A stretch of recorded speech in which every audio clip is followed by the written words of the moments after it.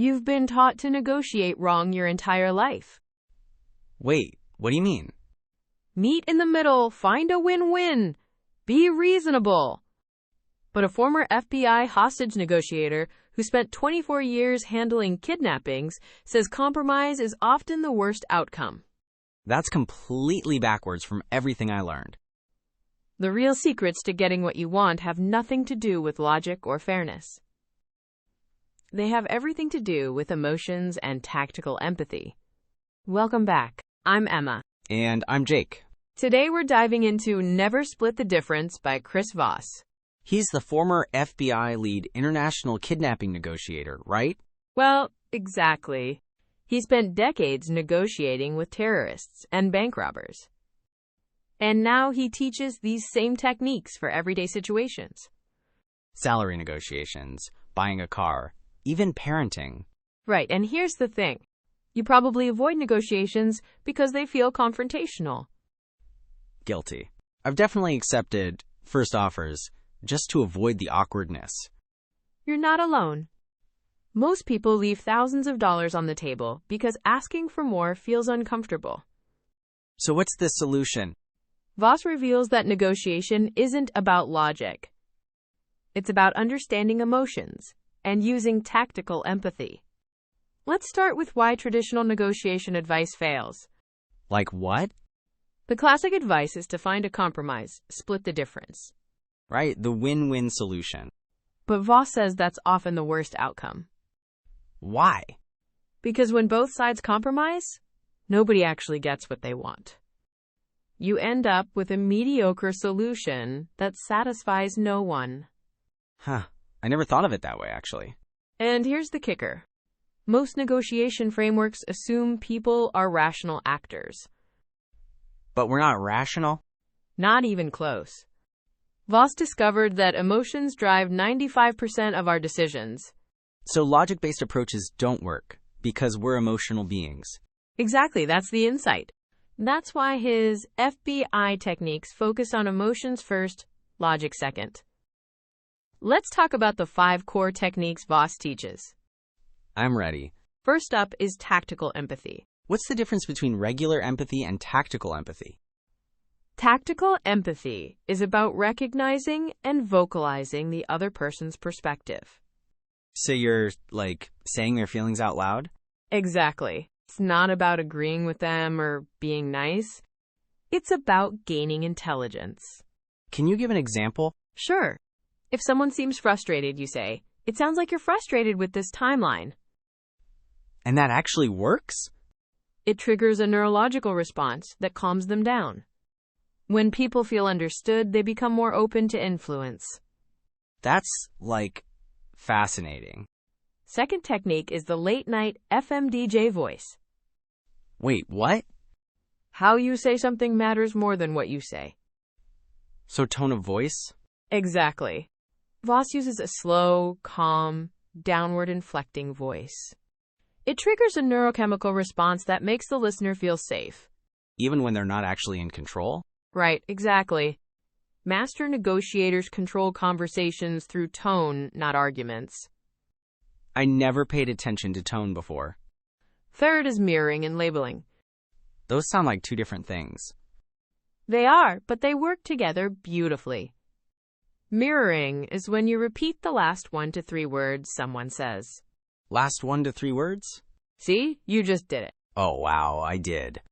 It creates an unconscious connection and encourages them to elaborate. And labeling? That's when you identify emotions. It seems like, or it sounds like. And these simple techniques actually work in high-stakes negotiations? Voss used them with terrorists and kidnappers. Wait, with actual terrorists? Right, but the techniques work for everyday situations too. So yes, they definitely work for salary discussions. Yeah, fair point. Fourth technique is getting to know. Wait, you want them to say no? It sounds counterintuitive, but yes. Why? Because pushing for yes triggers defensiveness. People feel pressured and put up walls. But a no gives them control? Exactly, they feel safe. It makes them feel safe. How do you do that strategically? You ask questions that elicit no, like, would it be ridiculous to discuss a higher salary? And they say, no, it's not ridiculous. Boom, now you're talking about a raise without them feeling pressured. That's, really clever. Fifth is the Ackerman model. Sounds technical. It's a systematic approach to haggling. You start at 65% of your target price. Okay.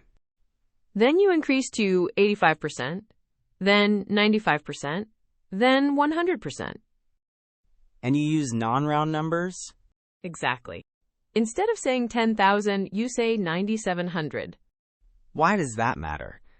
Because round numbers sound arbitrary. Non-round numbers sound calculated and researched. So it gives you credibility. Right. And at the final offer, you throw in a non-monetary item. Like what? Maybe extra vacation days, or a title change, or flexible hours. This creates the illusion of concession? Exactly. While you're still hitting your original target. Let's talk about how to use these techniques starting tomorrow. I'm taking notes. First, practice mirroring in low-stakes conversations. Like with friends or family? Exactly. Just repeat the last few words and watch how it keeps people talking. And I can build the skill before using it at work. Right. Second, label emotions whenever you hear frustration or excitement. So if my boss seems stressed, I say, it sounds like this deadline is creating a lot of pressure. Perfect example. You're showing understanding without taking on their stress. And it calms them down. Exactly. Third, before your next salary negotiation, prepare your Ackerman sequence. So I figure out my target number first. Right. Let's say you want $80,000. I'd start at 65%. So $52,000. That seems low. It's supposed to. Then you move to $68,000, then $76,000, then $79,500. And that final number isn't round. Exactly. It signals that you've done your research.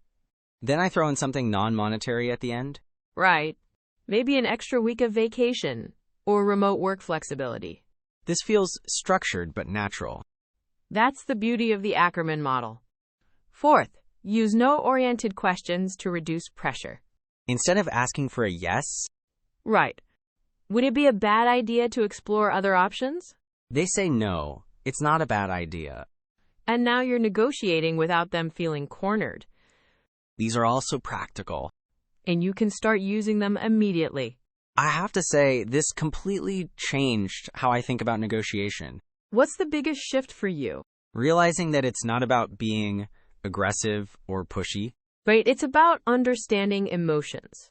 I always avoided negotiations because I thought I had to be confrontational. But tactical empathy is the opposite of confrontation. Exactly. It's about making the other person feel heard. And when they feel heard, they're more willing to give you what you want.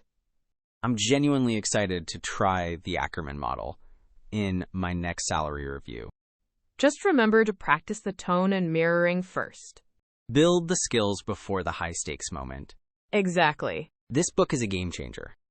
Chris Voss really breaks down what master negotiators do instinctively. And makes it accessible for the rest of us. So here's the quick recap. Use tactical empathy to vocalize emotions.